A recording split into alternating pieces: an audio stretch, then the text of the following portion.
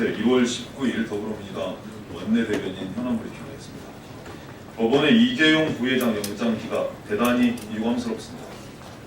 삼성 이재용 부회장에 대한 영장 기각은 매우 유감스러운 일입니다. 법원 나름의 고심과 판단을 존중합니다. 하지만 민심과는 전혀 부합하지 않는다는 말씀드립니다. 역시나 무죄라는 자조가 나오는 이유입니다.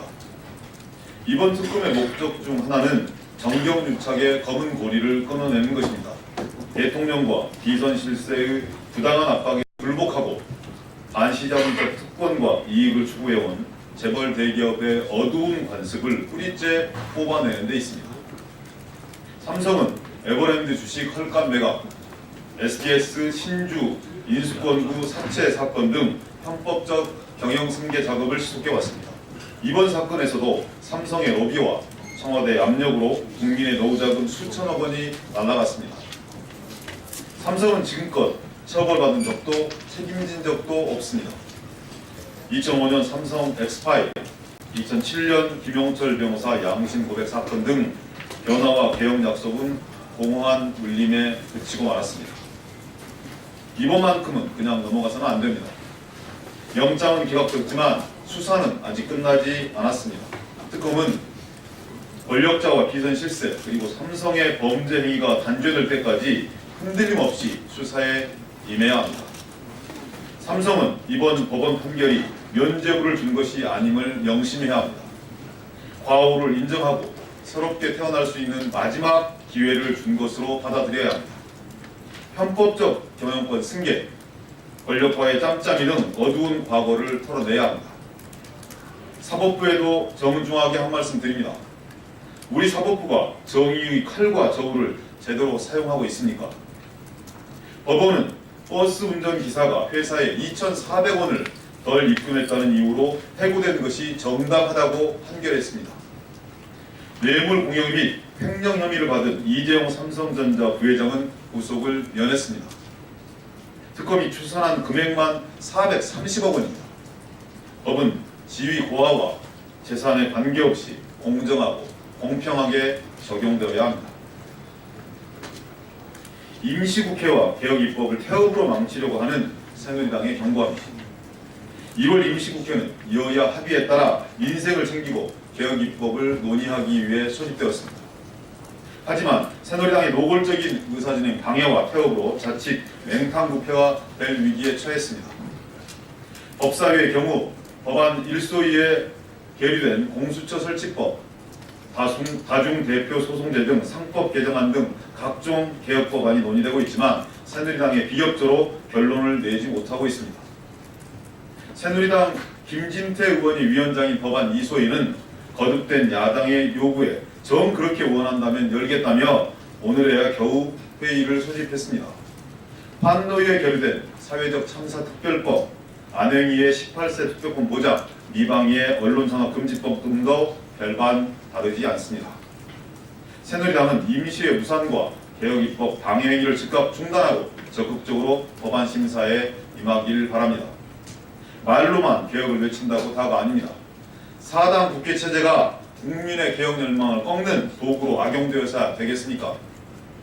국회가 광장의 발목을 잡아서는 안 됩니다.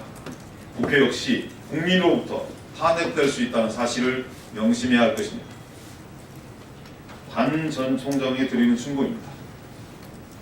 연일 계속되는 비판과 자질 논란, 비위 의혹 해명 요구에 역정을 내시는 반기문 전 총장님, 짜증낸다고 문제가 해결되지는 않습니다. 대통령이 되시려면 반드시 거쳐야 할 과정이라는 것을 명심하시기 바랍니다. 충무공 이순신의 고향이 어딘지도 모르고 국기에 대한 경례조차 제대로 못하는 사람, 지하철표 끊는 방법도 모르는 분이 어떻게 이 나라를 대표하는 서민의 대통령이 될 수 있겠습니까? 우리가 프랑스 대통령을 뽑는 것도 아닌데 파리 지하철 얘기를 하시면 안 되지 않습니까? 하늘에서 뚝 떨어진 일도 아닌데 해명을 요구하는 기자들에게 나쁜 놈들이라고 욕을 하고 자체가 대통령으로서의 자질이 없는 것이나 마찬가지입니다. 비판과 견제가 민주주의를 떠받치는 기둥이라는 것 비판과 견제가 민주주의를 떠받치는 기둥이라는 기본도 모르는 태도입니다. 안 전 총장께 정중하게 충고드립니다. 역정 그만 내시고 지금이라도 각종 자질 논란, 친인척 비위 사실, 각연차 23만 불 수수설 등 의혹 해명에 적극적으로 나서시길 바랍니다.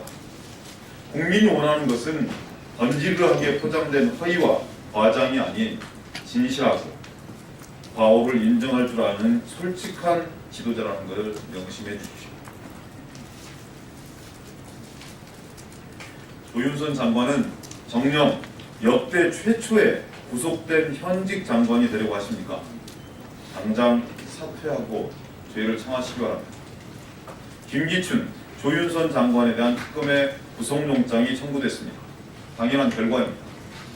블랙리스트 작성은 헌법 정신에 위배되고 민주주의의 근간을 뒤흔드는 상상할 수조차 없는 불법 행위입니다.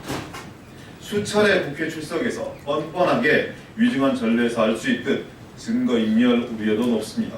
사법정의가 죽지 않았다면 영장은 발부될 것입니다. 조 장관은 오늘이라도 당장 사퇴해야 합니다. 현직 장관 구속은 전례 없는 일입니다.